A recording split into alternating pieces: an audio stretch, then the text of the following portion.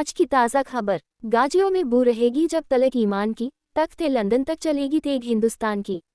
सिद्धार्थनगर जिला मुख्यालय पर शुक्रवार को बहादुर शाह जफर की जीवनी से संबंधित रचित पुस्तक का विमोचन मुख्य अतिथि फरेंदा से कांग्रेस विधायक वीरेंद्र चौधरी ने किया।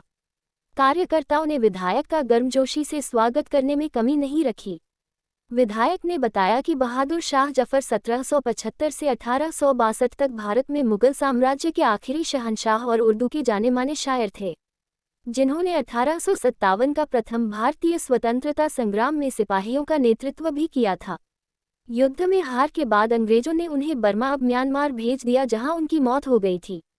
इतिहास गवाह है, जब मेजर हडसन मुगल सम्राट को पकड़ने के लिए हुमायूं के मकबरे में पहुंचा तो बहादुर शाह जफर अपने 2 बेटों के साथ छुपे थे। मेजर हडसन स्वयं उर्दू का ज्ञान रखते हुए कहा था कि दमदमे में दम नहीं है, खैर मांगो जाने की है जफर, ठंडी हुई अब तेग हिंदुस्तान की। इस पर जफर ने जवाब दिया कि गाजियों में बू रहेगी जब तलक ईमान की, तख्त एक लंदन तक चलेगी तेग हिंदुस्तान की। ऐसे योद्धा की जीवनी को याद रखना हमारा अभिमान होगा। 3 राज्यों में कांग्रेस की हार के सवाल पर उन्होंने बताया कि राजनीति में हार जीत तो होती रहती है, कांग्रेस के कार्यकर्ताओं की मेहनत में कोई कसर नहीं। इस परिणाम को हम खस्ता हालत नहीं मानते हैं। ये परिणाम तो एक सुनियोजित साजिश की तरह भारतीय जनता पार्टी ने अपने पक्ष में कर लिया है, लेकिन कांग्रेस के नेता और कांग्रेस के कार्यकर्ताओं ने मेहनत किया है। उस मेहनत का परिणाम आपके सामने है।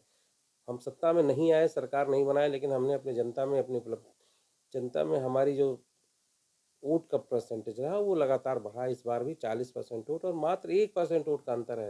मतलब आने वाला 24 के लिए ये बताता है कि अगर 100 में 40 आदमी हमारे साथ हैं, 41 उनके साथ हैं, तो निश्चित रूप से जिस तरह से परिणाम आया, आने वाले समय में मेहनत की बदौलत 24 का चुनाव हम जीतेंगे।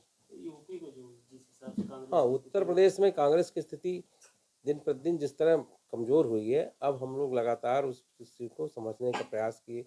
तमाम समीक्षाओं की वजह कोई तमाम परिवर्तन हुए हमारे उत्तर प्रदेश कांग्रेस में, और उस परिवर्तन के बाद नए नए लोगों को जिम्मेदारियां मिली हैं। अब हमें उम्मीद है कि इस जिम्मेदारियों के साथ कांग्रेस जिस तरह आगे बढ़ रही है, हम उत्तर प्रदेश में भी मेहनत करके उसको अच्छा करेंगे। इस सपा आपके साथ इंडिया गठबंधन की बात आ रही है, तो सपा तनी हुई है एकदम नहीं, कि मैं बड़े भाई की भूमिका निभाऊंगा और कांग्रेस हमारे पीछे ही लगा। देखिए इंडिया गठबंधन तो पहले ही बन चुका था। हो सकता है कुछ मतभेद हुए हों विधानसभा चुनाव में, लेकिन उसके बाद अखिलेश जी का बयान भी आ गया, आप पढ़ ही रहे होंगे कि लगातार वो कह रहे हैं कि हमको इंडिया को मजबूत करना है। इंडिया को मजबूत करने का मतलब है कि हम सब साथ रह के चुनाव लड़ेंगे।